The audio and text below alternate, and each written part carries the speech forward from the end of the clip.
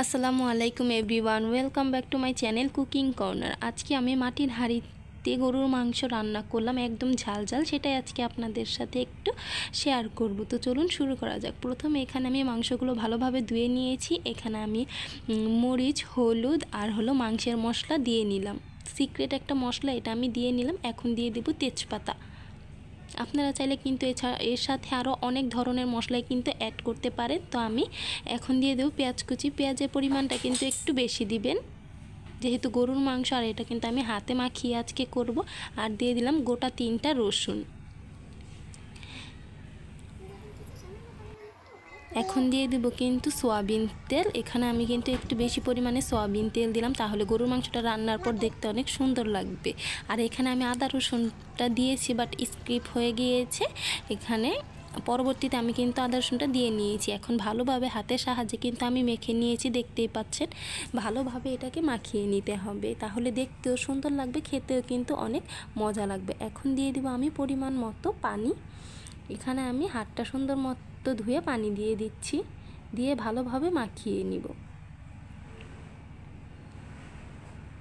আর আমার ভিডিওটি যদি আপনার ভালো লাগে, প্লিজ আমার চ্যানেলটাকে সাবস্ক্রাইব করবেন, পাশে থাকা বেল বাটনটি ক্লিক করে রাখবেন, যাতে আমি নতুন কোনো ভিডিও দিলে প্রথমে আপনার কাছে নোটিফিকেশন চলে যায়।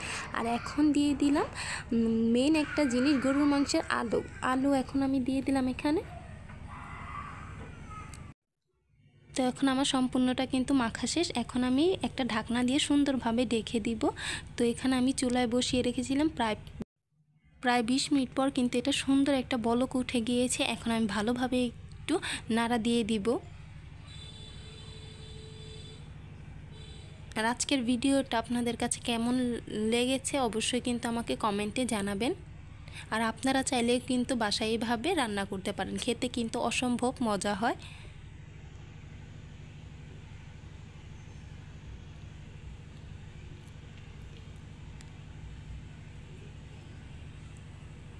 তো এই পর্যায়ে আমি মাংসটা কষানো হয়ে গিয়েছে। এখন আমি দিয়ে দিব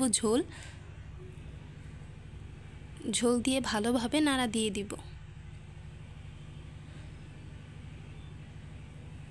তো দেখতেই পাচ্ছেন এখানে কিন্তু বলক উঠে গিয়েছে। আমি আর কিছুক্ষণ রেখে কিন্তু মাংসটা নামিয়ে ফেলবো, সিদ্ধ হলে কিন্তু নামিয়ে ফেলবো।